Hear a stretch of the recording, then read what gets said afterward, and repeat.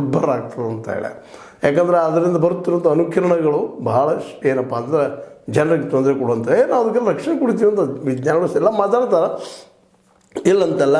ಆದರೆ ಅದ್ರ ಮೇಲೆ ನಂಬಿಕೆ ಈ ಪರಿಸರವಾದಿಗಳಿಗೆ ಮತ್ತು ಇನ್ನುಳಿದ ನಮ್ಮಂಥವ್ರಿಗೂ ಸಹಿತ ಬರ್ತಾಯಿಲ್ಲ. ಯಾಕಂದರೆ ಅದರಿಂದ ಒಳ್ಳೆಯದಾಗ್ತದೆ ಒಪ್ಪು ನಾವು ಮಾತನ್ನು, ಬಟ್ ಅದು ನಿಸರ್ಗ ಮೇಲೆ ಪರಿಣಾಮ ಮಾಡ್ತದೆ. ಒಂದು ನಮ್ಮ ಭೂಮಿಗಳು ಖಾಲಿ ಆಗ್ತಾ ಹೋಗುವಂಥ ಪ್ರಸಂಗ, ಎರಡನೇದು ಹೊಳ್ಳಿ ಮತ್ತು ಅದೇ ರೀತಿಯ ಖನಿಜವನ್ನು ಉತ್ಪಾದನೆ ಮಾಡಲಿಕ್ಕೆ ಸಾಧ್ಯ ಇಲ್ಲ ಭೂಮಿ ಒಳಗೆ.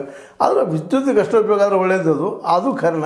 ಅದು ಅದಕ್ಕಿಂತ ಇವತ್ತು ನಾವು ಸೌರ ವಿದ್ಯುತ್ ಮಾಡಲಿಕ್ಕೆ ಇರ್ತಿದ್ದೀವಿ, ಅದ್ರ ಇನ್ನೂ ಈ ಒಂದು ಪವನ ವಿದ್ಯುತ್ ಮಾಡ್ತಾ ಇದ್ದೀವಿ, ಗಾಳಿಯಿಂದ ವಿದ್ಯುತ್ ಮಾಡ್ತಾ ಇದ್ದೀವಿ. ಅವು ಸಾಕಾಗೋದಿಲ್ಲ ನಮಗೆ.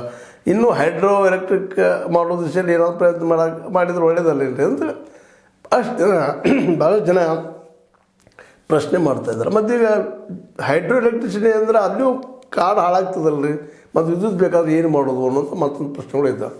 ನಿಜವಾಗಿಯೂ ಅದು ಅಂಥ ಒಂದು ಪ್ರಶ್ನೆ ಮಾಡುವಂಥ ಪ್ರಶ್ನೆನೂ ಅದು. ಯಾಕಂದ್ರೆ ನಾವು ವಿದ್ಯುತ್ ಮೇಲೆ ನಿರ್ಭರದಾಗ ಸಹಜವಾಗಿ ಇವೆಲ್ಲ ಬೆಳಿತಾವೆ.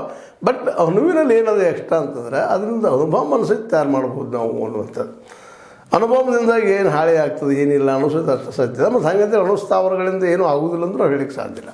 ಅದಕ್ಕಾಗಿ ಕೊಪ್ಪಳದಲ್ಲೇ ಏನಾಯ್ತಪ್ಪ ಅಂದ್ರೆ ಇತ್ತೀಚೆಗೆ ಒಂದಿಷ್ಟು ಅಲ್ಲಿಯ ಏನಪ್ಪ ಅಂತ ತಹಶೀಲ್ದಾರರು ಅಲ್ಲಿ ಒಂದು ಏರಿಯಾ ಬರ್ತದೆ, ಅರಿಶಿಣಕೇರಿ ಹಿರೇಬೆಳಗಲ್ ಭಾಗದಲ್ಲೇ ಸ್ವಲ್ಪ ಜಾಗ ಪರಿಶೀಲನೆ ಮಾಡಿದರು ತಹಶೀಲ್ದಾರರು.